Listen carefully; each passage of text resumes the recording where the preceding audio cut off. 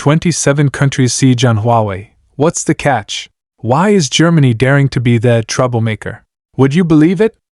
A truly unbelievable scene unfolded in early November, just as the German Federal Network Agency, BNetzA, officially announced that 60% of Huawei equipment in critical areas across the country has been removed. Reality hit them hard. The smart robotic arms at the BMW plant in Munich suddenly went on a collective strike, completely halting the production line. Meanwhile, 5G signals in North Rhine-Westphalia directly nosedived, with speed test software showing network speeds plummeting from 300 megabits per second to 40 megabits per second, no different from 4G. Even more shocking, this secure network they were so keen on is nowhere in sight.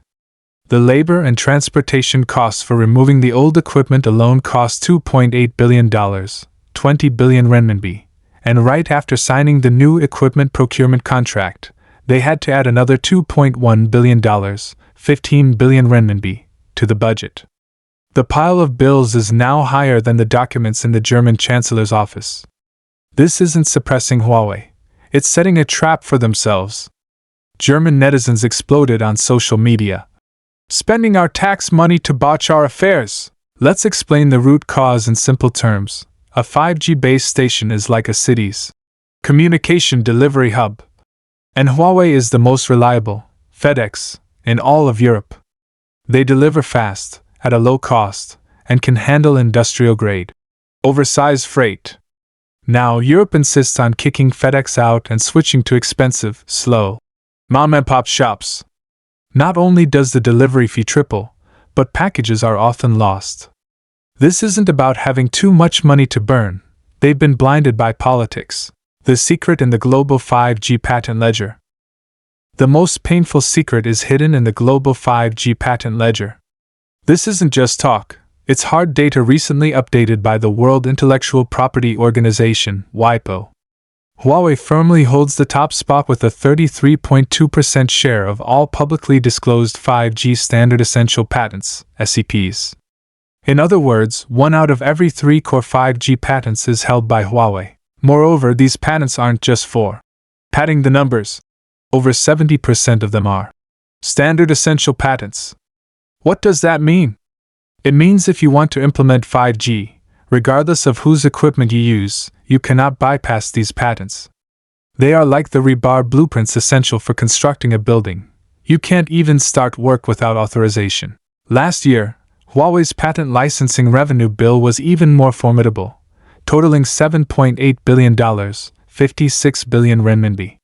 European countries accounted for nearly 30% of this, roughly $2.35 billion, 16.8 billion renminbi.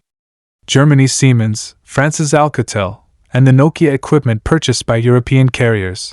As long as they use core 5G technology, they have to obediently pay Huawei.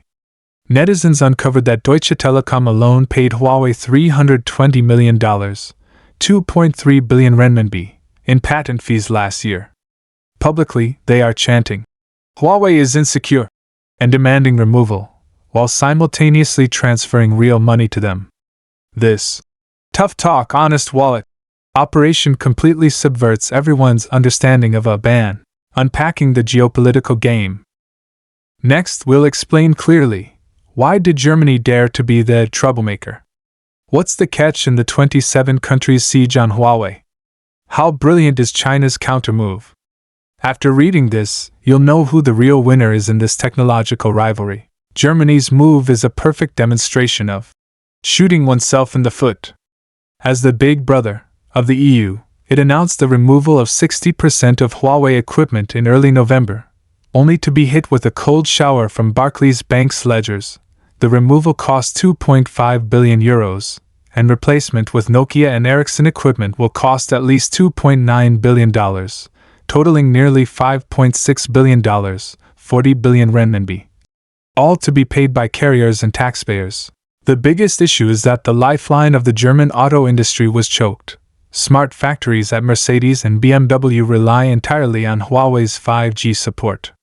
With the equipment removed, the production line stopped for 3 days, costing BMW alone €1.2 billion.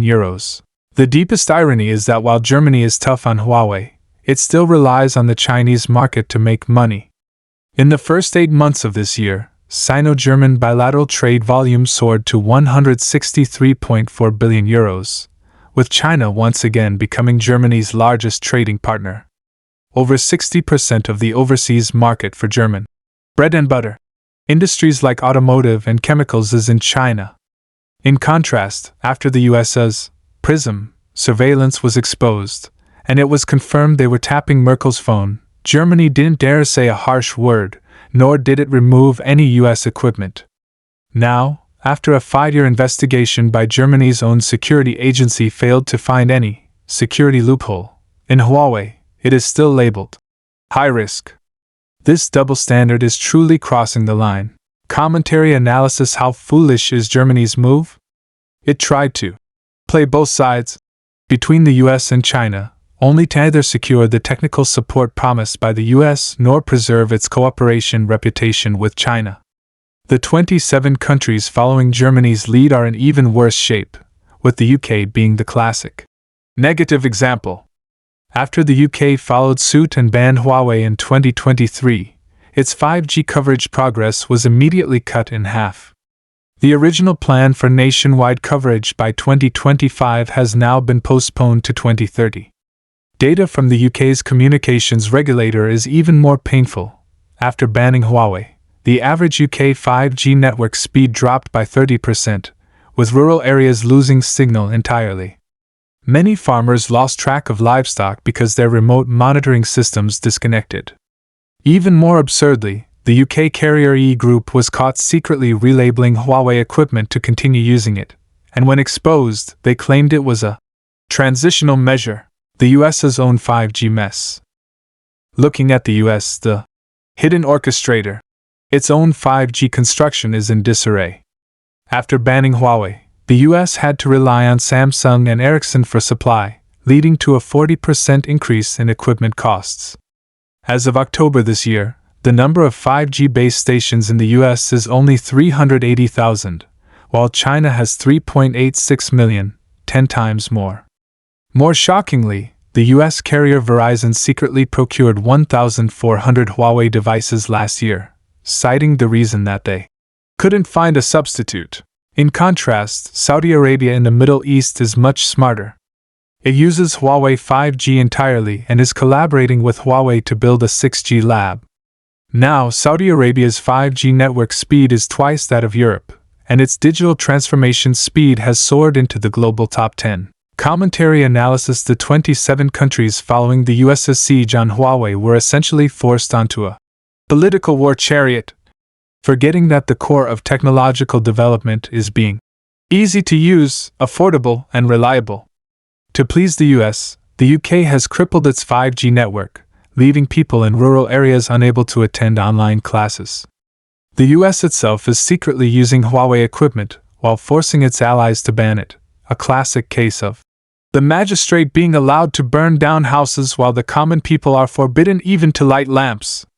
Saudi Arabia, on the other hand, avoids political alignment and focuses purely on development, now becoming the tech hub of the Middle East. Technology is never a political tool. Those countries that treat technology as a bargaining chip will ultimately be eliminated by technology itself. That is the most authentic lesson. China's countermove, hitting Germany's weak spot. China's countermove, checkmating Germany first, is not a random outburst but a precise strike at Germany's Achilles heel. China's confidence is entirely backed by hard strength. Huawei's revenue grew by 13% in the first half of this year, and its share of the global telecom equipment market rose to 31%, more than Nokia and Ericsson combined. Crucially, Huawei holds 120,000 5G patents, which no telecommunications company in the world can bypass. The European Telecommunications Network Operators Association, ETNO, calculated that if all 27 countries fully banned Huawei, they would have to pay an extra €12 billion annually in patent fees, and network construction would be delayed by at least 3 years. In stark contrast, China has never engaged in a technology blockade. Apple and Qualcomm can sell freely in China.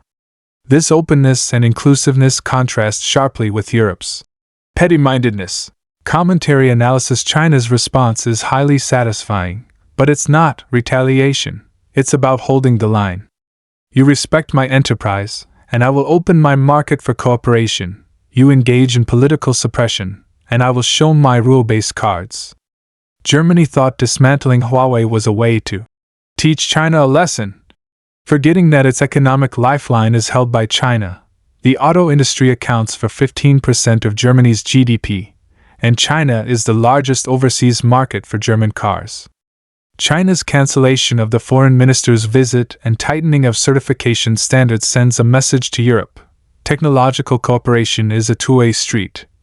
Having your cake and eating it too is impossible. Those countries that seek to profit by suppressing Chinese enterprises will ultimately shoot themselves in the foot. This is the hard truth of great power rivalry. The cracks in the alliance. Signs of a European defection are already appearing, with Hungary being the first. Waker. Hungarian Prime Minister Viktor Orbán directly stated, "Banning Huawei is foolish. We will not hand over our economic security to the US." Now, Hungary's 5G network uses Huawei equipment entirely. Its construction costs are 40% lower than neighboring countries, and its network speed is twice as fast. Spanish carrier Telefónica is even more ingenious.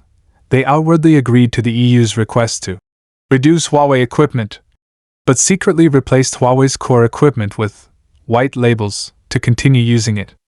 They calculated that a full equipment replacement would cost an extra 300 million euros annually, which their shareholders would never approve. Commentary analysis. Hungary's defection and Spain's covert operations show that Europe is not a monolith.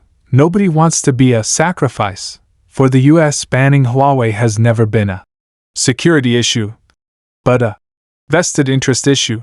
The US wants to monopolize the global telecommunications market and is forcing its allies to drive out the strongest competitor. But the market is honest. Huawei's equipment is effective, affordable, and technologically advanced. This has been verified by European companies with real money. Those countries stubbornly banning Huawei will eventually be forced by their own businesses and citizens to change their tune, as nobody is willing to pay the price for political alignment.